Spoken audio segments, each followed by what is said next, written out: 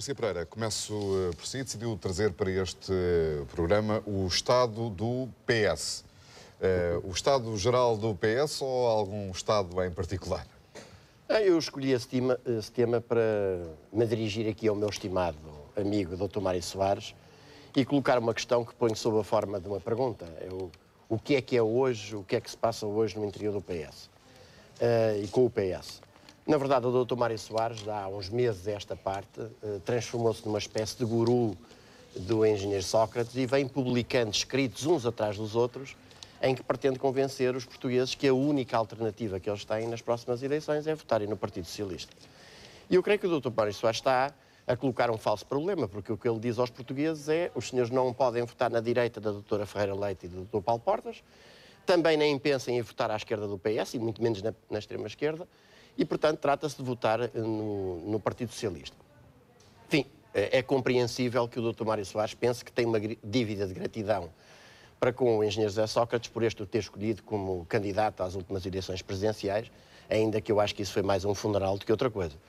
E até que também se procure demarcar da outra ala do Partido Socialista, o Dr. Manuel Alegre. Mas a verdade é que não é assim que as coisas se fazem. E o Dr. Mário Soares tem uma grande responsabilidade moral e política neste país.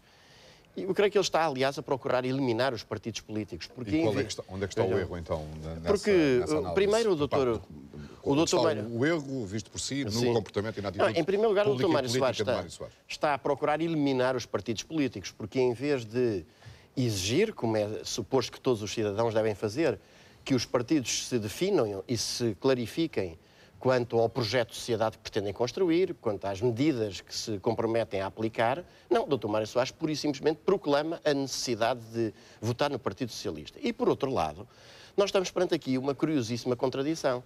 É que o Dr. Mário Soares também tem dedicado os últimos meses, para não dizer os últimos anos, a atacar as políticas económicas e sociais que tinham sido e que têm vindo a ser aplicadas, quer na Europa, quer na América. O neoliberalismo exacerbado, enfim, a teologia do mercado.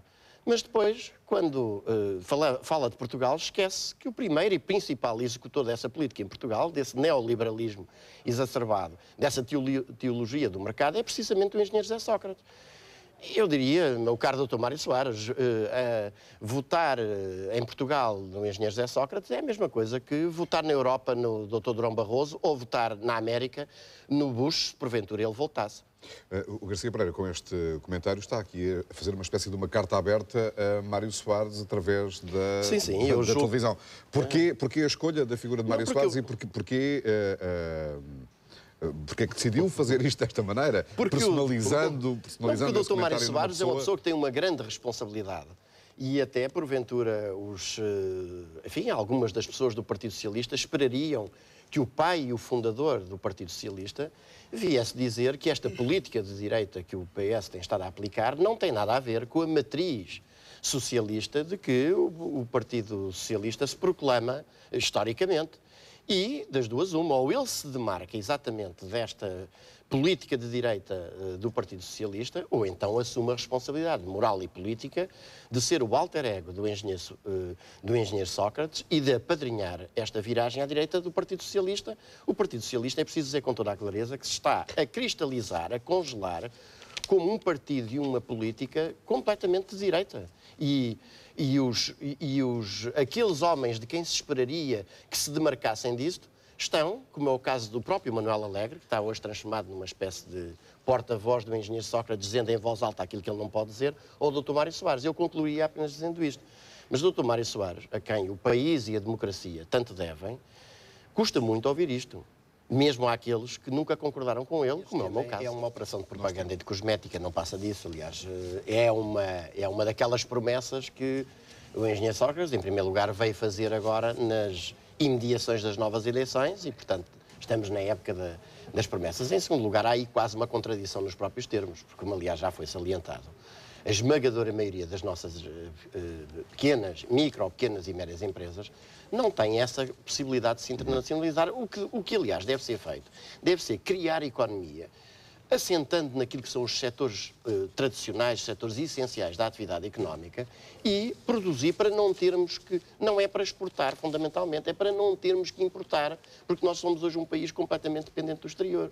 E depois, e em terceiro lugar, o apoio às pequenas e médias empresas passa por um conjunto de outras medidas, no sentido de as ajudar a modernizar-se, no sentido de as ajudar a tornar-se mais eficazes, no sentido do crédito, porque é um escândalo, de facto. Também além destes aspectos... Toda a gente diz isso, mas depois é difícil concretizar também não medidas concretas de como é que se poderiam ajudar as empresas. Por exemplo, impondo à banca... Dava-nos aqui por exemplo, impondo à banca o respeito por regras essenciais, como seja, por exemplo, a das limitações das taxas de juro, que ninguém fala. Por exemplo, a banca, eu já tive a oportunidade de dizer isso, até designadamente num programa dos prós e contras desta estação. A banca liquidou completamente... Foi anunciado uma decisão de restringir a mobilidade dos bancos na fixação dos spreads. Mas não só. Por exemplo, a banca liquidou completamente o mecanismo da responsabilidade limitada das sociedades comerciais, ao exigir, sobretudo às pequenas e às médias empresas, se for o filho do administrador do BCP não é preciso dar garantias, mas se for uma destas pequenas empresas, os sócios têm de assinar letras e livranças em banco, juntamente com os respectivos cônjuges, os pais, os tios, os avós, o gato e o periquito. Têm de redobrar as garantias. Para além dessas garantias pessoais, têm de dar a hipoteca da sua própria casa. E, portanto, o apoio às pequenas e médias empresas passa exatamente pelo lado contrário que se pretende aqui fazer crer. E, aliás, uma nota última. É que o engenheiro José Sócrates disse que iria apresentar um prazo para a internacionalização, mas, como se verificou, não disse como é que em concreto isso se fazia. Que é exatamente o que está aqui em causa. É aquilo que eu dizia há bocado. Os partidos não se definem de como é que as coisas devem ser exatamente feitas. A afirmação final, Garcia Pereira, o problema da justiça não é a primeira vez que o traz aqui, mas desta vez a partir de um caso concreto que é o estudo da SEDES, conhecido da semana passada. E a detenção, a ligação das duas coisas. Houve a detenção de uma série de suspeitos de integrarem o chamado novo gangue do multibanco. Essas operações...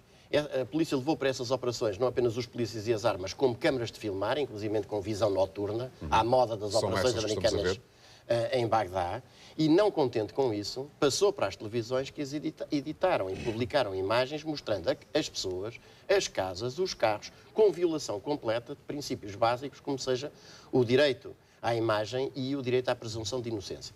Isto mostra que, de facto, a violação do segredo de justiça. Que a violação do segredo de justiça, pelos vistos em Portugal, só é grave quando o atingido é alguém poderoso, como, por exemplo, o Primeiro-Ministro. E que as violações do direito à imagem e da presunção de inocência só são graves quando não atingem bancos, presidentes de bancos ou cidadãos políticos na modo de cima. Ora, esse estudo da SEDES mostrou que 82% dos cidadãos acham que o acesso à justiça é desigual entre pobres e ricos. E 49% acham que, mesmo que se tenha toda a razão do mundo, não vale a pena levar uma questão a tribunal.